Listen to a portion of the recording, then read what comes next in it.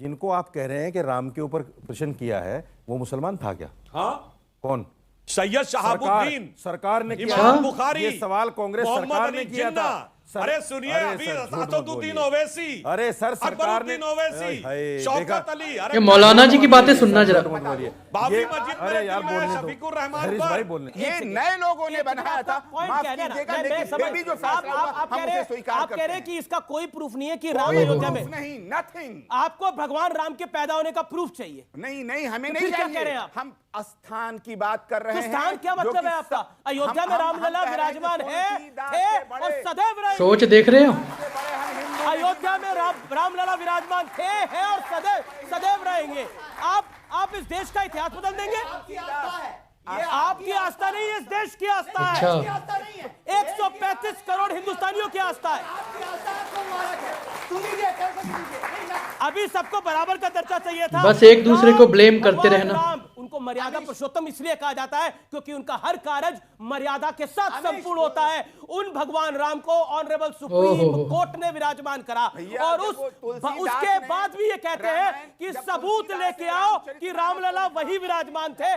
कैसे साबित करोगे देवकीनंदन जी? मंदिरों का पैसा अभी हम क्या चल रहा है यार ये? राम के ऊपर, पहले प्रभु राम के एक सेकंड मेरी बात सुन लो आप। मंदिरों का पैसा जब से आजादी हुई है इस हमारे देश की, तब से उसका दुरुपयोग ही किया गया सरकार के द्वारा। हम चाहते हैं कि उस पैसे से गुरुकुलम बने और भारत की संस्कृति, जो बच्ची पूछ रही थी, वो आगे बढ़े। पहली बात। दूसरी बात सुनिए, एक और बात, एक ताली नहीं, एक सेकंड। जब ईद आती है हद है तो ये यार। हमसे सुनना चाहते हैं ईद मुबारक, पर जब दीपावली आती है तब हमसे कोई राम राम करने नहीं आता। अगर बराबरी का मामला चाहते हो आपसे मौलाना बिना यार। अरे सुनिए ना, अब देखो बोलने नहीं देगा।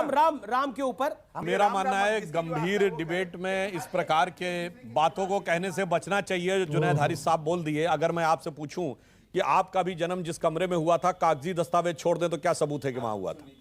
बताइए, सबूत बताइए ना, सिर्फ कागज पे ही तो लिखा है ना। क्या कह सकते हैं इन्हें? नहीं, मैं सबूत और नहीं सुनिए, मान रहा। मजेदार बात मैं- सुनिए। अब सुनिए, पूरी बात कर लूं। देखिए साहब, मजेदार बात जानते क्या है? जो कहते थे कि भगवान राम यही चल रहा है बस जहां आजकल विराजमान है, देश उस में। आधार पे नहीं माना जाएगा। सबूत, कागज, 500 साल पुराने कागज चाहिए। और वही सीएनआरसी में कहते थे हम जहां विराजमान है मांग लो, कागज नहीं दिखाएंगे।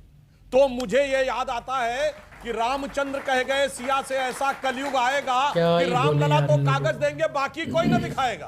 आप सुनिए, आपको मैं बता दूं। जी ये बताइए, साजिद रशीदी, हैरिस साहब, साजिद रशीदी, अब मुझसे अन्याय होगा, उन्होंने आप सवाल उनको काफी किया देर ना। साथ खड़ा कर रहे हो। सवाल तो मुझसे किया ओके, उन्होंने। मेरा एक सवाल है जी, बाकी आप इन सब के बारे में क्या कहना चाहेंगे कमेंट सेक्शन में जाके जरूर बताइएगा।